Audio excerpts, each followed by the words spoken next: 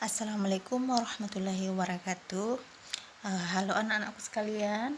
Eh, Sekarang kita ketemu lagi ya dalam pelajaran biologi.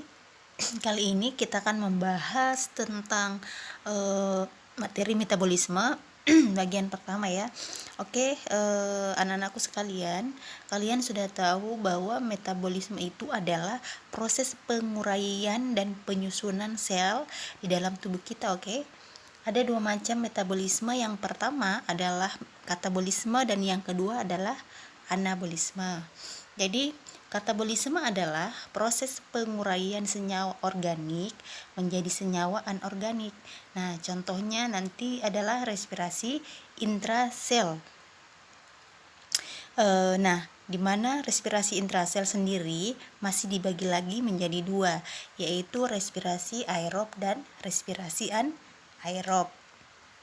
Sementara anabolisme itu adalah proses penyusunan senyawa organik dari senyawa anorganik yang membutuhkan energi, di mana nanti anabolisme pun seperti itu. Jadi ada dua macam ya, yaitu yang pertama yaitu fotosintesis dan yang kedua adalah kemosintesis. Namun kali ini kita akan membahas terlebih dahulu tentang katabolisme, khususnya adalah respirasi aerob. Nah, respirasi aerob nanti ada 4 tahapan. Yang pertama itu adalah glikolisis. Nah, yang kedua itu namanya dekarboksilasi oksidatif. Yang ketiga siklus Krebs dan yang keempat adalah transport elektron. Nah, itu akan kita bahas terlebih dahulu, yaitu glikolisis. Ya anak-anak, kita mulai saja ya. Nah, glikolisis. Apa sih glikolisis itu? Glikolisis adalah suatu proses penguraian atau pemecahan glukosa. Oke, jadi kita mulai glikolisis ya. Yang jumlah atom C-nya ada 6, nantinya akan diubah menjadi hanya 3 atom C-nya ya. Jadi ibu ulang sekali lagi bahwa glikolisis itu yang jumlah atom C-nya 6, nantinya akan diubah menjadi senyawa yang atom C-nya hanya 3. Mari kita lihat ya. Silakan kalian perhatikan. Mari kita lihat bersama. Yang pertama adalah glukosa. Nah, di situ glukosa 6C nanti akan diubah menjadi senyawa yang glukosa 6-fosfat. Nah, dengan cara apa sih? Dengan cara bagaimana caranya si glukosa 6C itu menjadi senyawa glukosa 6P atau 6-fosfat, yaitu dengan memecah ATP menjadi ADP ya. Jadi ATP dipecah menjadi ADP, nantinya P-nya atau fosfatnya kemudian diikat oleh glukosa menjadi glukosa 6P. Selanjutnya glukosa 6P diubah menjadi fruktosa. Nah, kalian bisa lihat bersama ya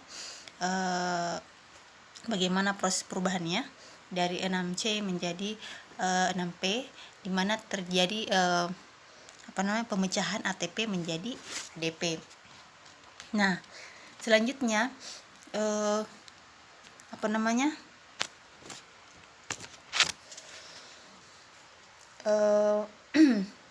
di mana glukosa 6P tadi selanjutnya diubah menjadi fruktosa 6P yang isomernya, jadi 6P isomernya ya. Nah, fruktosa 6P selanjutnya akan diubah menjadi senyawa fruktosa 1,6 bifosfat. Nah, kalian perhatikan di sini fosfatnya ada 2 ya. Nanti ada ditambah 1 lagi nih nah, kira-kira dari mana penambahan satunya tadi? Yaitu dari proses pemecahan ATP lagi ya.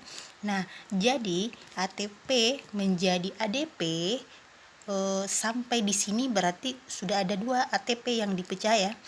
Berikutnya fruktosa 1,6 bifosfat. Itu kemudian akan dipecah lagi menjadi dua senyawa, masing-masing beratom 3C. Jadi masing-masing atomnya ada 3 ya.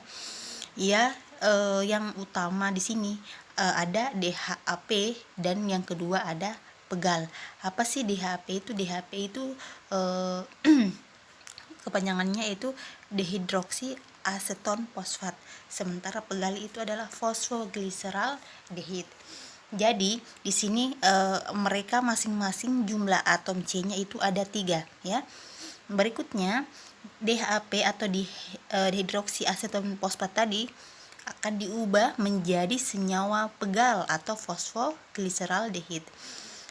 Sehingga jadi DHAP tadi akan diubah menjadi senyawa pegal juga ya, sehingga nanti pegal yang dipakai ada 2. Nah, selanjutnya pegal diubah menjadi senyawa 1,3 bifosfoglycerat.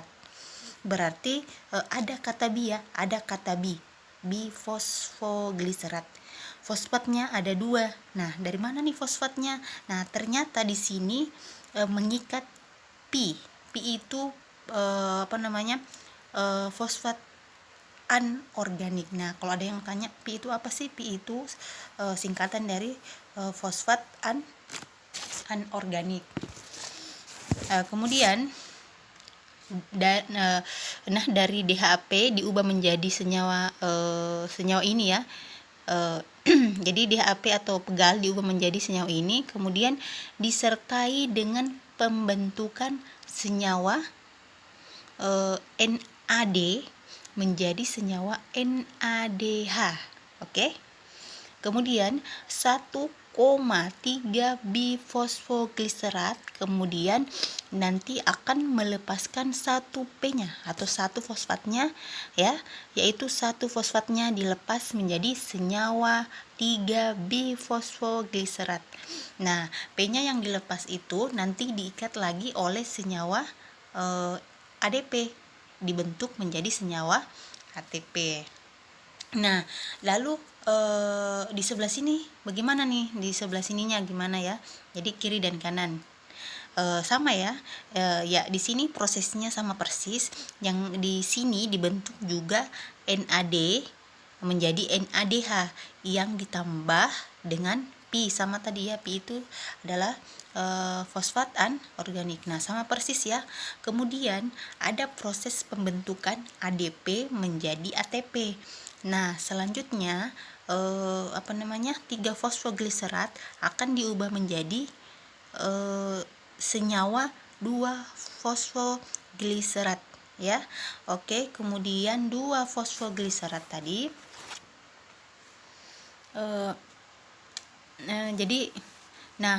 tadi itu antara kiri dan kanan sama ya. Nah, 2 fosfoglycerat ini kemudian diubah menjadi senyawa fosfoenol pirufat dengan tambahan molekul H2O. Nah, H2O ini masuk nih ya. Ya, jadi H2O masuk. Ini fosfoenol pirufat di mana di sini masih ada kata fosfo. Jadi masih ada kata fosfo, berarti ada kata fosfatnya. Berarti ya di mana fosfoenol pirufat selanjutnya diubah menjadi asam pirufat dengan melepaskan P atau fosfatnya. Jadi di sini P-nya atau fosfatnya ditangkap nih oleh senyawa ADP, maka terbentuklah senyawa ATP. Yang di sini juga sama ya. Jadi kiri kanan itu sama. Coba kalian perhatikan sama ya antara kiri dan kanan. Sekarang kita lihat hasilnya ya. Hasilnya nih seperti apa. Nah, ada proses awal dari pembentukan menjadi asam pirufat ya. Maka hasil akhirnya adalah dibentuknya yang pertama adalah 2 ATP. Nah, sekarang kita akan berhitung. Nah, ATP-nya kita mulai dari sini. Nah, silakan kalian perhatikan ya. ATP yang terpakai ada berapa nih? Ada tahapan yang di atas itu ada berapa ATP yang dipakai? Ada Nah, kita berutang nih karena udah dipakai ya. Jadi ATP yang terpakai ada 2, dimana ATP yang dihasilkan yang di bawahnya ya. Nah, coba kita lihat mulai kita menghitung dari pemecahan fruktosa 1,6 bifosfat menghasilkan DHAP dan pegal. Nah, situ ke bawah kalian lihat bahwa ATP yang dihasilkan ada 4. Kemudian kita memakai atau meminjam 2 sehingga tertulis tinggal 2 ATP. Jadi 2 ATP. Jadi hasil berikutnya adalah 2 asam pirufat. Nah, kira-kira asam pirufat kiri dan kanan sama nggak ya? Nah, kita lihat. Jadi asam piruvatnya 2. Kemudian yang berikutnya jadi kalian perhatikan antar kiri dan kanan masing-masing menghasilkan 1 asam pirufat ya. Jadi ada 2 nih asam piruvatnya. Nah, berikutnya senyawa yang namanya NADH. Nah, ada berapa kita hitung? Jadi tadi ada pembentukan NAD menjadi NADH. Nah, kiri dan kanan kan sama, berarti ada 2 juga ya. Nah, kemudian reaksinya terus kalau kita lihat, nah reaksinya panjang sekali ya, apa tidak ada secara singkatnya. Nah, secara singkat atau bisa disimpulkan atau iya bisa diringkas itu seperti apa. Jadi lalu kalau diringkas itu seperti apa, kita lihat ya. Jadi sebenarnya kalau diringkas seperti ini gambarannya. Jadi glukosa nanti ditambah 2 ATP yang di awal tadi ya, kemudian diubah menjadi 2 asam pirufat, terus ditambah apa lagi, jadi ditambah 2 ATP terus ditambah lagi dengan 2 NADH. Jadi kalau disederhanakan sebenarnya prosesnya menjadi seperti ini.